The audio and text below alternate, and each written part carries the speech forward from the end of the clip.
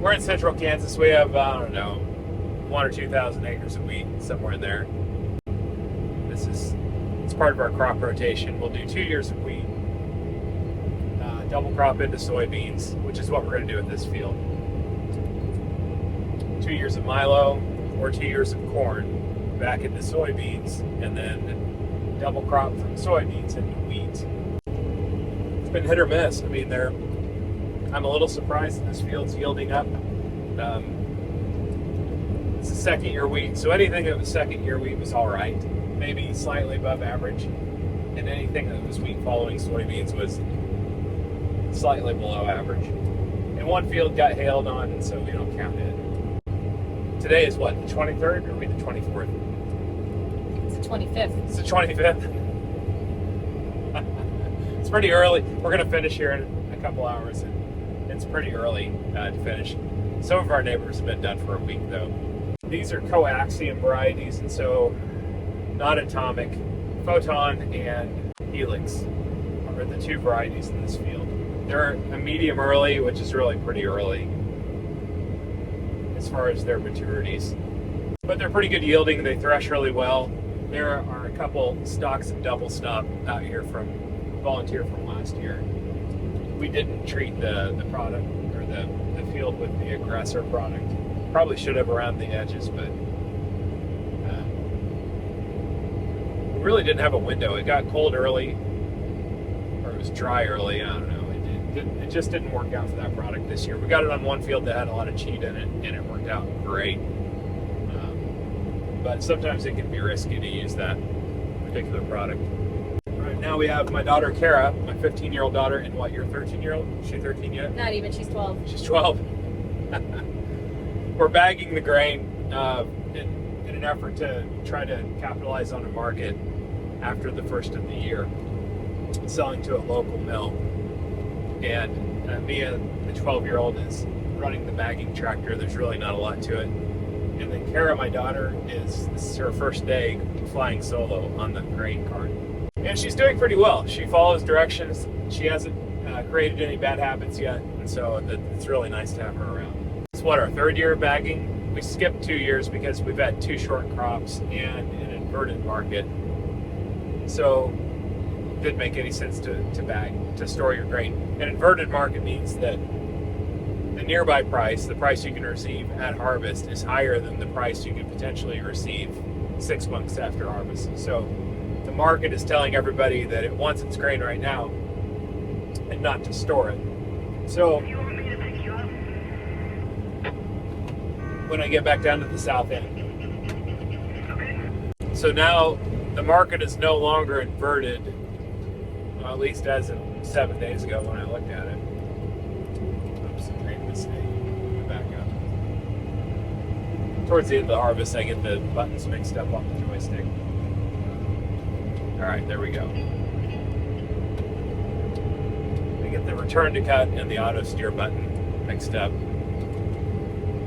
So since there's full carry in the market, there's an opportunity to store grain, pick up a few more cents, and then a lot of times you can get a better basis bid from your local user of your grain 6 months after harvest, because it's a lot more difficult for them to acquire it. So that's the play here, try to get a few more cents per bushel. We have one combine. We used to have 2. This is a Case 9250 that came from a rice farm in Arkansas. It was never used on a rice farm, though. The rice farmer bought 10 of them, and they were red, and his John Deere dealer got all hot and bothered about it and traded him out of those red combines before he used them after he'd taken delivery, which is totally unheard of. So the Deere dealer needed to get rid of these machines, and we happened to acquire one. It's kind of serendipity because I called our local dealer asking for a small tube rotor machine if he had any around. And he called back 2 hours later and said, "You're not going to believe this, but the store manager just came over and said there's this deal out of Arkansas." So there were a few of these machines. We happened to get one of them. We had 2 Class 7 machines before this, and the idea was always, hey, let's have 2 machines in case one of them breaks down. we still have one running. And it was like a self-fulfilling prophecy. We always had one machine down.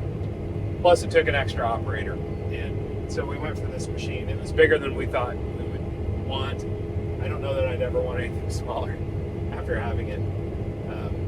But yeah, it's a Case 9250.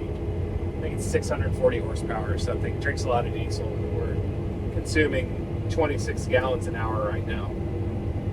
We have a 45-foot Mac Don in front of it, and this header is just wonderful. It's the FD 245, and we had an FD 145, and we curled it up around a row of bales and totaled it, and so we were able to roll into this thing, and it has some neat features. We have the contour package on it that allows you to run the machine or run the header when it's in flex float mode instead of rigid mode. So it's really nice because we can go over most of our fields at whatever angle we want, not have to worry about cutting out terraces. A few of our fields we still have to cut out terraces, but this header almost likes going over the terraces at an angle rather than cutting with them. We had there's a gearbox in the unloader. It's a 90-degree gearbox, or roughly, and it made it for 590 separator hours before, without any oil in it, before it finally shelled out. But it never had any oil in it from the factory. Must have been made on a Monday or Friday. So we got it replaced. The unloader had to come off. It was a big ordeal. It started pouring on the technicians when they did it. Kind of disappointing, but we still got 500 or 600 hours out of it before it shelled out. It's a little bit of a surprise when we opened the box up, though. Yeah, that took a couple days, and of course there was a pretty good sized rain when that happened, and so that slowed us down as well. And we're full. Pick me up at the south end of this field, heading south, and then put what you have in the cart in the bag. 10-4, yeah. Harvest is over.